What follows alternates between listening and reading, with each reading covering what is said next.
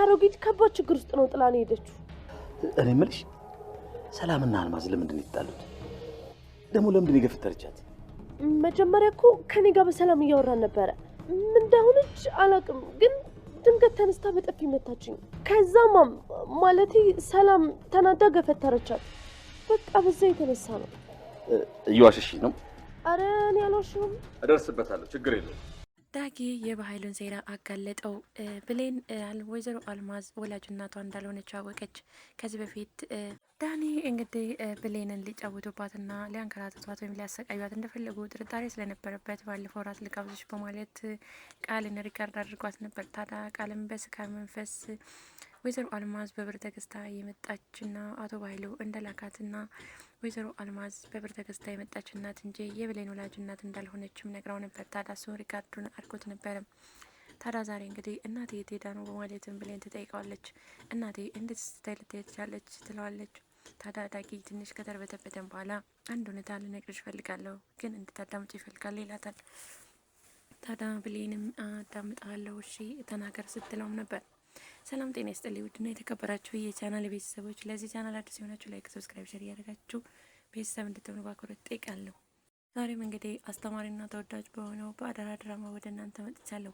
ታዲያ ዳጊ ተደብቆ የነበረውን ሚስጥር የአቶ በኃይሉን ሴራ አጋልጦታል ማለት ነው።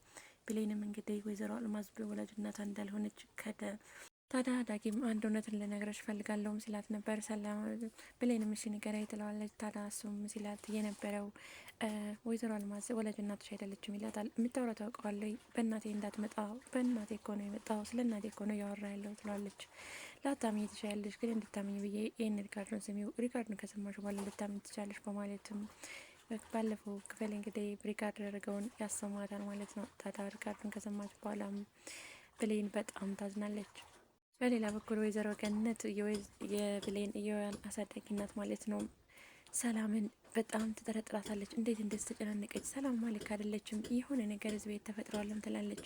ታዲያ የሰላም መደናገጥ ግራ የገባት ወይዘሮ ገነትም በቃ ቻው መልካም ቀን ብላ ሰላምን እቅፍት ስታረጋት የወይዘሮ አልማዝ ነጠላ ጫማ ታይዋለች። እንዴ ይሄ ጫማ የወይዘሮ አልማዝ አይደለም እንዴ ትላለች። እንዴ ሰላምም አረ የኔ ነው የወይዘሮ አልማዝ ጫማ አይደለም ትላለች። አይ እኔ ግን ከአንድ ሁለቴ ለብሰው ያየዋት እሷ ናት ስትልም ምን ለማለት ፈልገሽ ነው አንቺ እንደዚህ አይነት ጫማ አትገዥም እያልሽ ነው ትላለች። ታዲያ ወይዘሮ ገነትም እንደዛ ማለት አይደለም፣ ነገር ግን ጫማውን ግን እየሷ መስሎኝ ነው በማለትም ግራ እየተጋባች ከቤት ጫው ብላ ትወጣለች።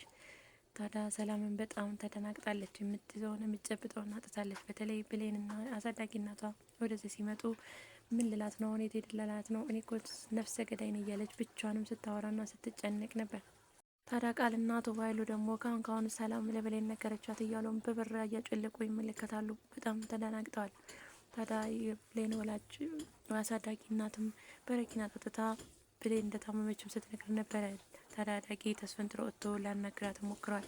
እንዴት እንደዚህ ታደርጊያለሽ በማለትም እንግዲህ ስለ እናቷ መጠየቁን ማቆማሷ ትንሽ ማረፍ ፈልጋለሁ ወደ ክላስ ወሰደኝ ስትልም ዳጊም ወደ ክላሷ ይዟት ይመጣል። ታዲያ እየተጫወቱ አንዳንድ ነገርም እያወሩ ወደ ክላስ ይዟት ይመጣል። ታዲያ ወደ ክላስ ይዟት ሲመጣ በደስታ ይቅፍ አድርጓትና ታቅፏት ነበር ክላስ ይዟት የገባው። ታዲያ ዳጊም ወይዘሮ አልማዝ ለብሌን ወላጅ እናቷ እንዳልሆነች በማስረጃ ከነገራትና ካሳወቃት በኋላም በበርጂ አንቺ ጠንካራ ሰው ነሽ፣ እንደዚህ አይነት ነገር ለምን እንደምታደርጊው አንቺ እኮ በጣም ትዕግስተኛ ሰው ነሽም በማለት እያለ ካበረታታት በኋላም ብድግ ብሎ ከክላሷ ይወጣል። ታዲያ ወደ ወይዘሮ ገነት ቤት ነበር የሄደው ማለት ነው።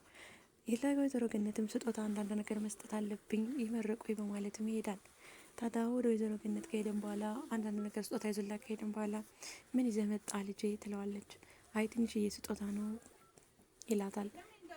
ታዲያ ወይዘሮ ገነትም መርቁኝ ሌላ ሲላትም ዳጊ ወይዘሮ ገነት በስነስርዓት ይመርቁታል ማለት ነው። ያሰብከው ያድርስህ የተመኘውን ሁሉ ይስጥህ በማለትም ይመርቁታል ማለት ነው። ታዲያ ዳጊም ባልመጣ ሁሉ ምርቃት እኮ ሊያመልጥ ነበር ወይም አላገኘውም ነበረ ይላል። ታዲያ ናልሳ መቃ እንደ ቅፍ አድርጌ ብላ ወይዘሮ ገነት ቅፍ ካረገችው በኋላ የሆነን ባምባ ይላታል።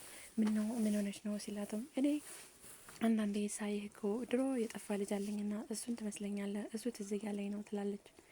ታዲያ ዳጊም እኔ ግን አንድ ነገር እኔም እኮ በልጅነቴ የተለዩዋትን እናቴን ይመስሉኛል ትመስለኛለች በማለትም ድጋሜ ቅፍ ያረጋታል። ታዲያ ሁለቱም ባምባ ይላቸዋል ማለት ነው። ታዲያ ወይዘሮ ገነትም ዳጊ ምሳ መብላት አለበት ሲሉት አይ በቃኝ ይላል። ያቺ ባለፈው ሽሮ ናት እኮ ስትልም ወይዘሮ ገነት እሺ እሷ ከሆነች ማወሰኔ እናቴን ሽሮ ሳልበላ አልሄድም በማለትም ምግብ ቀርቦለት አብረው ይበላሉ። ታዲያ እናት ለልጇ ታጎርሳለች እያለችም ታጎርሰዋለች። ዳጊም ታዲያ ለእናት እኮ ይቆረሳል በማለት እየተጎራረሱ እየተጫወቱ ከቆይም በኋላ ቡና ጠጣ ይሉታል። አይኔ ቡና ጠጣም ቸኩላለሁ ሌላ ቀን ይደርሳል በማለትም ከዛ ቤት ወጥቶ ይሄዳል ማለት ነው።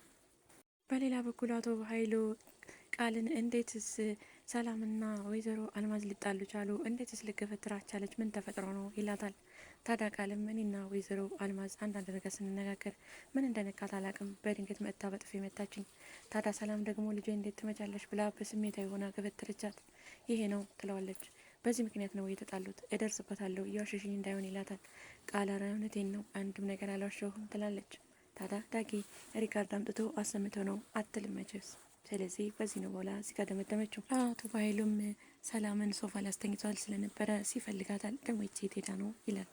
ሰላም ደግሞ ሶፋ ላይ ተኝታ እያቀሻበታትና እያቃያት ስለነበረ እንቅልፍ ቢሏት ተነስታ ወደ ብሌን ክላስ ሄዳ ከብሌን ጋር ተኝተው ነበረ።